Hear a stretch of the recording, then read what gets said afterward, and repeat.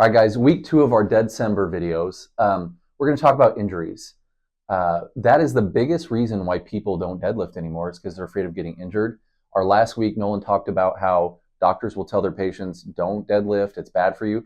Deadlifting is great for you within reason, right? So I see the people in the gym who are deadlifting 500 pounds, and I'm like, you can't even stand up straight. That's probably not a great idea.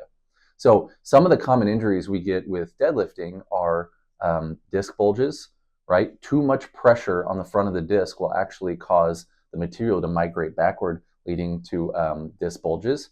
All that is way too much flexion. The tissue is under too much load and tension, and the body has to compensate, right? Other injuries include pars fractures, where part of your the lamina in your spine will break, creating pain. It's normally not a very serious injury, but it causes a lot of pain and it can be a problem for weeks. Strains, sprains, hamstring pulls, hip pain, knee pain. There are so many injuries to list. However, if done correctly, deadlift creates a resilient spine, increases strength like almost nothing does, and can be a beneficial lift for you. So one of the big reasons why people get injured deadlifting is time under tension. So if you ever seen anyone in the gym struggling trying to lift that bar up and lift, and they get stuck, they have a ton of weight on that bar and they're holding that position. The tissue can't hold that weight that long and things start to break down.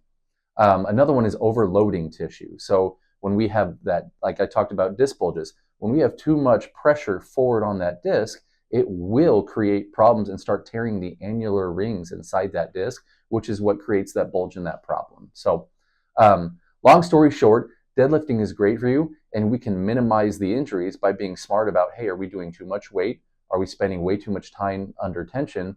And how we can correct that is by proper form and proper lifting techniques, which we'll talk about next week.